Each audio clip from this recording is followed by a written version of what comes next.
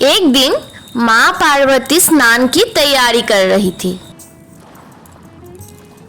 माँ पार्वती तभी सोचती है कि मुझे स्नान करने जाना है, परंतु मुझे एक रक्षक चाहिए जो द्वार की रखवाली कर सके। माँ पार्वती थोड़ी देर सोचने के बाद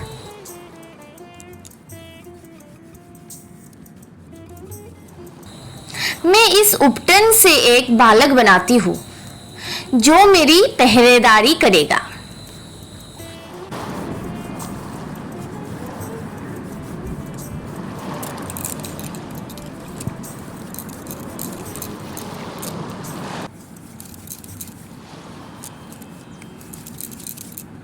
माँ पार्वती अपने शरीर के उपटन से एक पुतला बनाती है।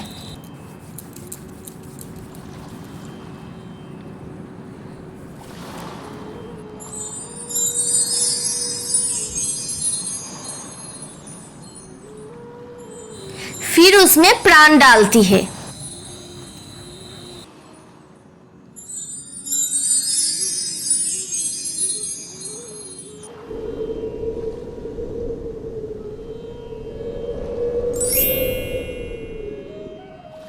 गणेश के सर पर हाथ फेरते हुए माँ पार्वती उसका नाम गणेश रखता है।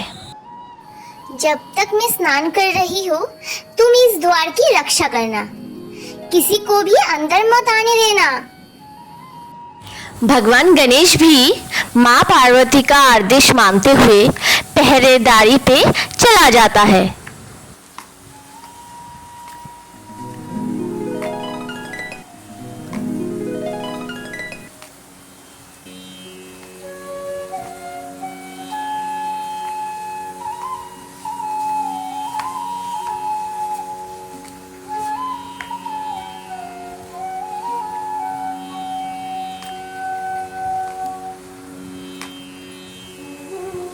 इधर भगवान शिव कैलाश से लौट रहे थे और उन्हें पार्वती जी से मिलने की इच्छा हुई, लेकिन द्वार पर गणेश पहरेदारी कर रहे थे और भगवान शिव को ये ज्ञात ही नहीं था।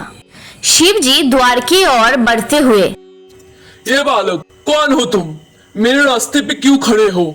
हट जाओ मेरे रास्ते से, मुझे पार्वती से मिलना है। हे प्रभु, माता ने मुझे आदेश दिया है कि मैं किसी को भी अंदर आने ना दूं, आपको भी नहीं। भगवान शिव क्रोध में, हे मूर्ख बालक, तुम नहीं जानते तुम किससे बात कर रहे हो। मैं हूँ त्रिलोकपति, हटो मेरे रास्ते से, नहीं तो बुरा होगा। प्रभु, मैं अपनी माता के आदेश का पालन कर रहा हूँ। बिना उनकी अनुमति के मैं आपको अंदर जाने नहीं दूंगा।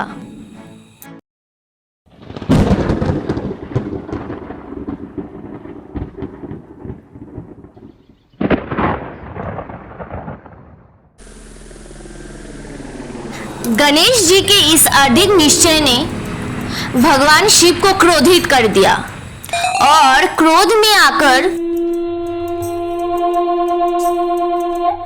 उन्होंने अपनी त्रिशूल से गणेश जी का मस्तक काट दिया। गणेश जी भूमि पर गिरते ही शिव भगवान थोड़ी देर के लिए शांत होते हैं और पीछे हटते हैं। तभी उधर माँ पार्वती आती है और क्रोध और दुख के कारण वो जोर जोर से रोने लगती है।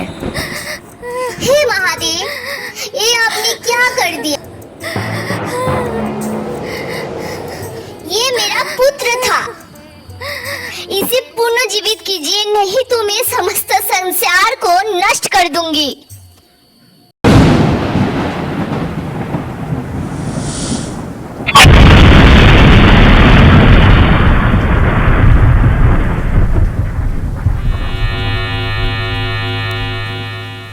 पार्वती, मैं तुम्हारे दुख को समझता हूँ। मैं गणेश को पुनर्जीवित करूंगा। गण, जाओ और उत्तर के दिशा में जो भी पहले प्राणी मिले, जिसका माँ उसे उल्टा पीठ करके सोया हो, उसका सर शाम होने से पहले मेरे पास लेके आओ।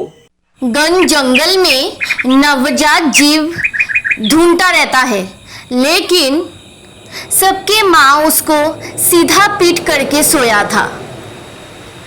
थोड़ी दूर चलने के बाद उसे एक हाथी मिला जो कि अपने बच्चे को उल्टा मुंह करके सोया था। उसने हाथी का सर लाके भगवान शिव को दिया। भगवान शिव ने जैसे ही हाथी का सर को जोड़ा, गणेश जी पुनर्जीवित हो उठे। गणेश, तुम अब सर्वप्रथम पूजनीय हो। हर शुभ कार्य तुम्हारी पूजा के साथ ही आरंभ होगा। भगवान शिव ने गणेश जी को नया जीवन दिया और उन्हें वरदान दिया कि वो समस्त देवताओं में प्रथम पूजनीय होंगे। छोटे गणेश जी को देख के माँ पार्वती भी गणेश जी को अपने सीने से लगाकर रोने लगती है। तभी से भगवान गणेश जी का गजमुखी स्वरूप प्रसिद्ध है। तो इसी प्रकार भगवान गणेश का जन्म हुआ और उन्होंने प्रथम पूजनीय होने का वरदान प्राप्त किया। ये कथा हमें सिखाती है कि कर्तव्य समर्पण और आदर ही जीवन की सच्ची सफलता का मार्ग है। आइए हम सब गणेश जी से प्रार्थना करें कि वो हमें भी कर्तव्य के प्रति सच्चा और अडिग बनाए। Please subscribe, like and share.